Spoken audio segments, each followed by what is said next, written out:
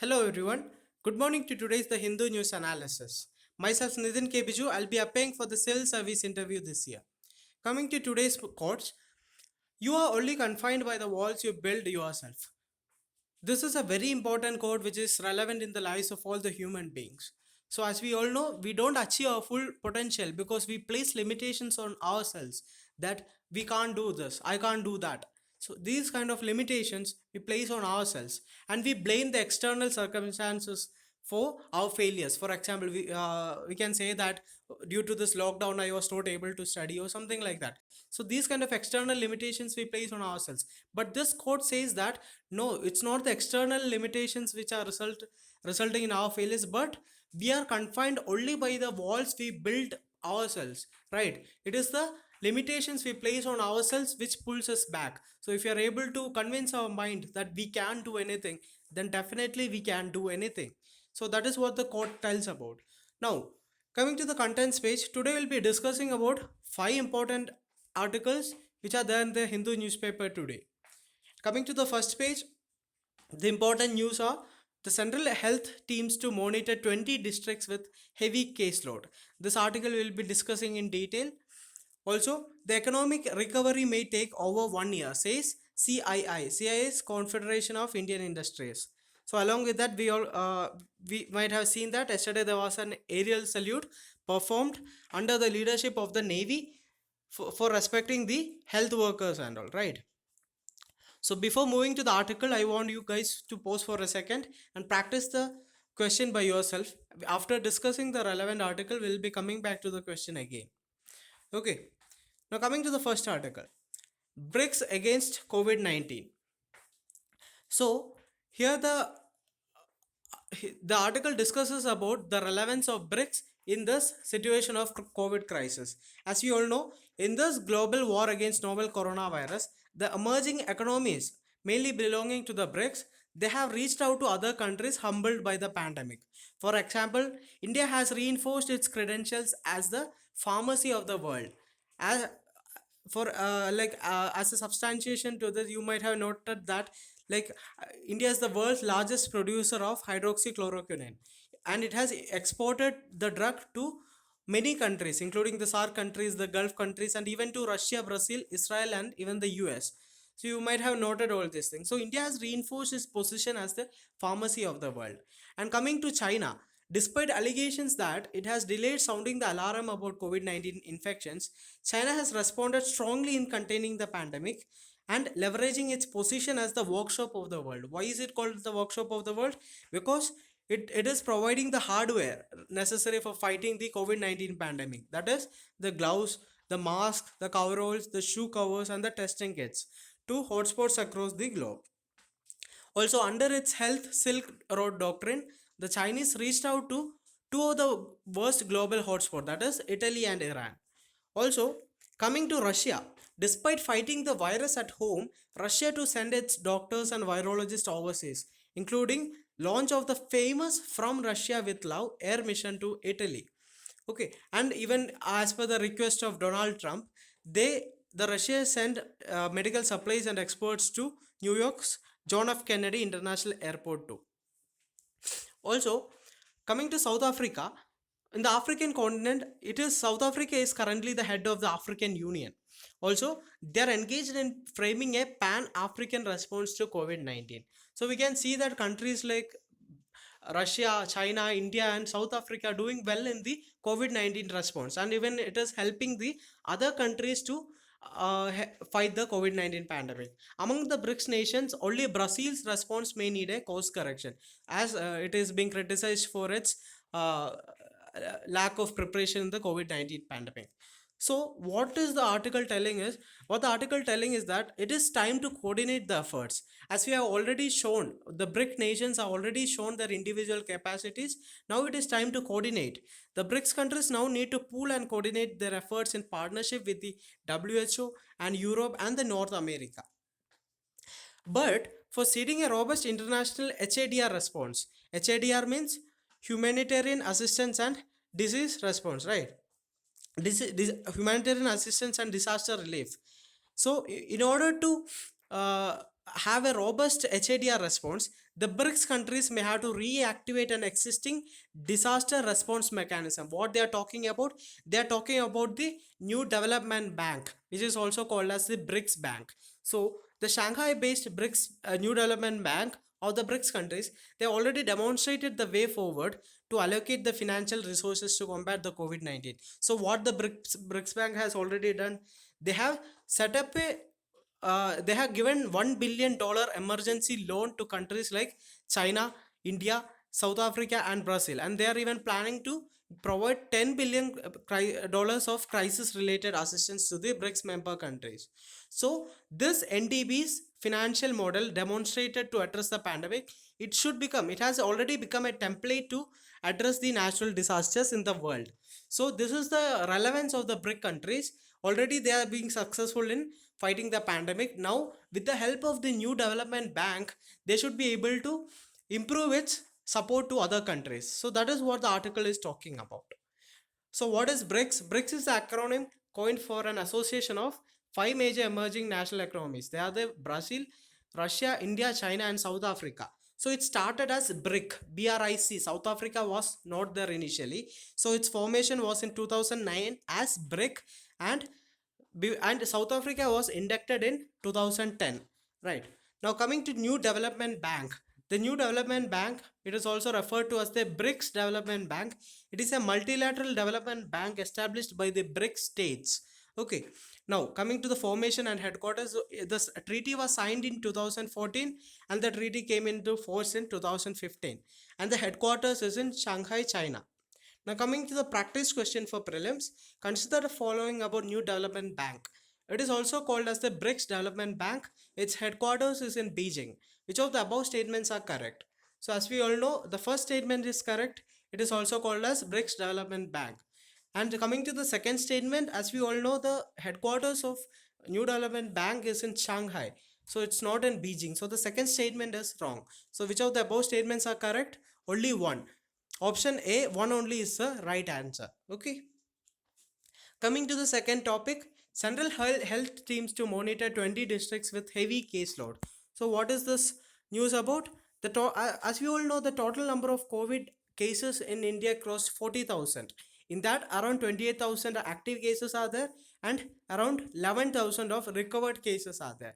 So that is how this 40,000 comes into picture. And the death toll has gone up to around 1,306. Right. So in this background, as we all know, the states like Maharashtra, Gujarat, and the Delhi are having the maximum number of cases. So in the background of this, the center has announced the formation of central public health teams to investigate 20 districts in 10 states which have registered the maximum number of cases. So these 20 districts will be investigated thoroughly. So that is what the article, and which are these 20 districts?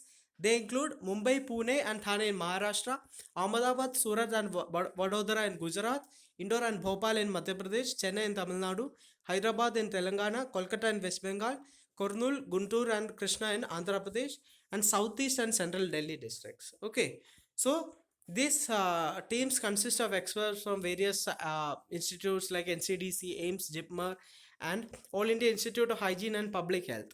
They will submit reports to the state health authorities, and after the investigation, they will give a recommendation to the state committees on what should be the way forward. Okay, now coming to comparison of India with the global nations, where does India stands? Right. So in terms of total cases, three other countries are comparable to India: the Netherlands, the Peru, and the Belgium, with confirmed infections ranging around the same, like 40,000 to 49,000. Also, India has become the one of the 16 countries who are registered 40,000 plus cases. Okay. Also, they have given a statistics of different states and their fatality rates. So here on the left hand side, you can see the 8 states with high case fatality rates, and on the right side you can see states with the low fatality rates. So here you can see Gujarat is having the highest fatality rate with 5.3% of fatality rate. And coming to the lowest fatality rate, Bihar is having the low case fatality rate with 0.8 of percentage of fatality rate. Okay, so this is a variation in different states regarding the fatality rates. Now Coming to the next article, economic recovery may take over an year, says CII. So, what is the CII? It is the Confederation of Indian Industries. Now, what they are telling is the high performing districts in terms of economy, they should be allowed to perform, they should be allowed to resume its industrial activities. So, in order to boost up the economy, that is what the recommendation of the CII. So, the country's high performing economic district should be allowed to play by different rules in the third phase of the lockdown, says CII. So, in its strategy paper, they have said that around 100 to 150 districts with the highest economic value, it can be either identified through GDP contribution or the density of the industrial clusters. They should be allowed to restart industrial activity even in the containment areas if stringent rules are followed. So that is what the article is, I mean the strategy paper by CIA is telling. So what they want, they know that if the lockdown is prolonged, if the industrial activity is not continued, then the economic issue will become and it will far outweigh the COVID-19 issues, right? So that's why they are asking for the industrial sector to restart. Also, they had conducted a poll of 300 odd CEOs. They really, and it was released on Sunday. Almost half of the CEOs said that the economic recovery would take over an year, and more than half of them foresee job losses. 3 out of 4 participants identified the complete shutdown of operations as the biggest problem, followed by a lack of demand, supply, distribution, crunch. So these are the issues faced by the industries. So in such a situation, the industrial body argued for a calibrated exit from the lockdown. That is what the CII wants. So this is the survey about it. So expectation about job loss around 54%. As you can see here, around 54% of people, of the CEOs, are telling that job losses will happen, right? So the article says that there is a very grim outlook if the lockdown continues like this is in the industrial sector. Now coming to the prelims related fact, that is Confederation of Indian Industry. So Confederation of Indian Industry, it is an industry association in India. It is a very old industrial association. It was formed in 1895, that is around 125 years ago, and its headquarters is in New Delhi, India. Okay, so that is all about that article. Now coming to the editorial of the day, slow release. So a less rigorous lockdown does not mean that COVID-19 has been overcome. As we all know, there has been more relaxations in this third phase of the lockdown, which is going to start from today. More relaxations are given even in the red zones also. So it says that it doesn't mean that the COVID fight has been won. It will still increase. The issues might still increase. That is what the article is talking about. So balancing lives and livelihoods, the center has extended the national lockdown for COVID-19 for 2 weeks from May 4 with fewer restrictions on activity. But the highly contagious virus has not disappeared, and the weeks ahead present a challenge to the states. So the state must ensure that the gains from the lockdown in terms of relatively low death toll and a cap on new cases are not reversed. So all the benefits we have achieved through the lockdown, the control of the pandemic which we have achieved through the lockdown, it should not be reversed. So coming to a state, Kerala, it has been lauded for its success in containing the pandemic. Even they have chosen to retain some curbs even in the green zones. Okay, so it says that there should be only a calibrated exit. The exit should not be sudden, right? So allowing some economic activity, though not at full pace and under safeguards, it was inevitable. As we have already seen in the article before, the strategy paper by the CII, they also suggest the same. The resume of industrial activity, it is inevitable, right? Also, the relaxation process can be eased greatly if the states adopt a how to approach and communicate to citizens clearly. There is a there is an important need of providing proper information to the citizens of what to do, what not to do, what are the precautions to be taken, and how we should come out of this lockdown phase in a calibrated manner. So this kind of information symmetry is very much necessary for uh, coming out of the lockdown in a proper manner without having an increase in the cases. Okay, in the absence of medical remedies, as you all know, prevention remains the only option against the virus. the vaccine development, it might take a long time. It might at least take 6 to 8 months. That is the minimum time, right? It can even go to years also. So in the absence of those medical remedies, prevention remains the only option against the virus. Also, besides ensuring decent conditions for these workers and the education of their children, the state might also prepare for the arrival of the expatriate workers in large numbers from West Asia and elsewhere.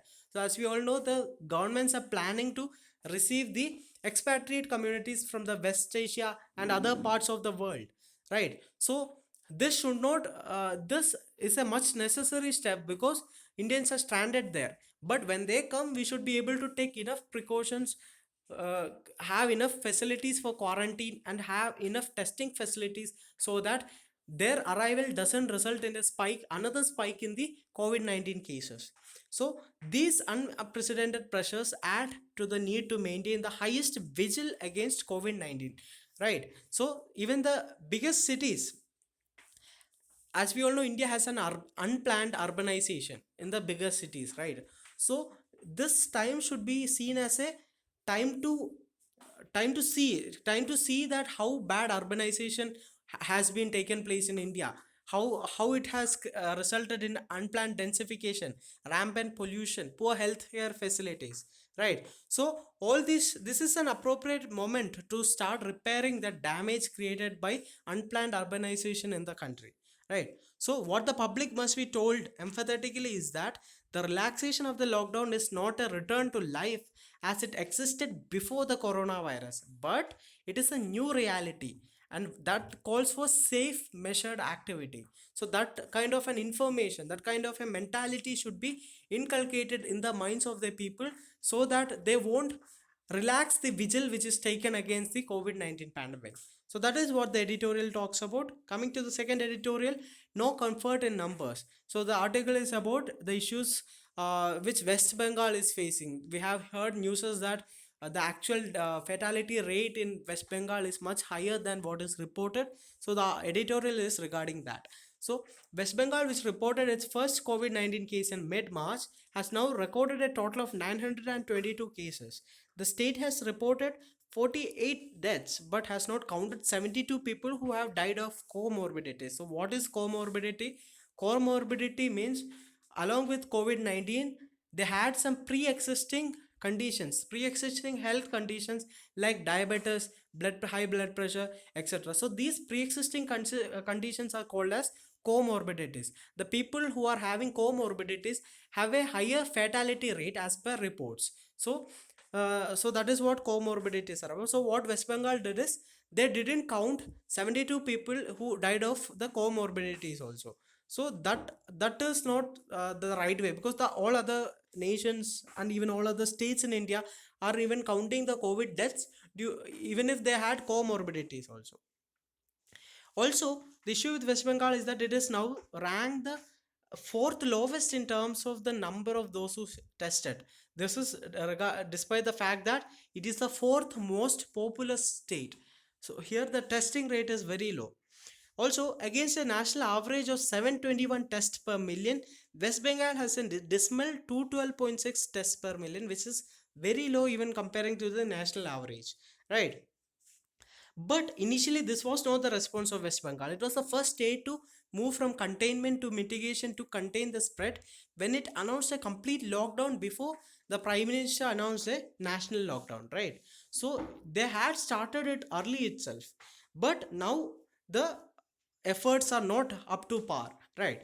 So while it is not clear that if testing has improved, there's clearly a reluctance to diverge to the true extent of the spread of the virus. Already they have a highest fatality rate at over 13%.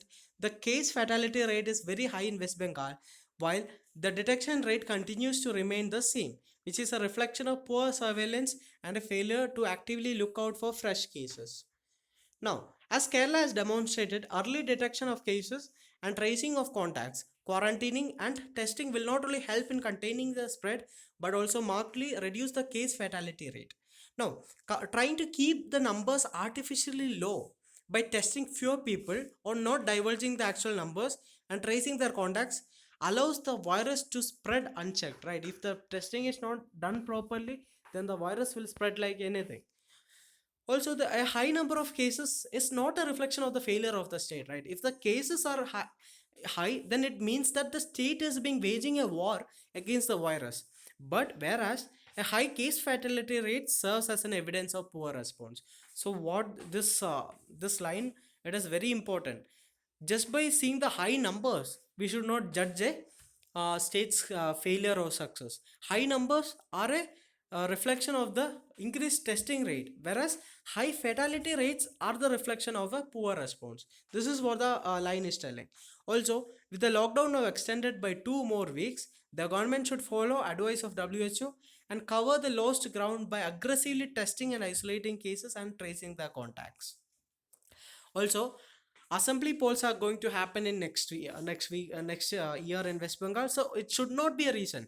Politics should not be a reason for the union and the state governments to politicize a public health issue that has been declared a pandemic. So keeping the politics aside, keeping everything aside, the focus should be on increasing the testing, finding the COVID-19 patients in the early stage itself before spreading it further, and quarantining them and providing them adequate treatment. So that is the need of the hour, and politics should never play a negative role in this situation. So that is what the editorial is talking about. So that's all for today. I hope you like the video. If you like the video, please press the bell icon, like button, then subscribe to the channel, as well as share it with your friends. Have a nice day. Thank you.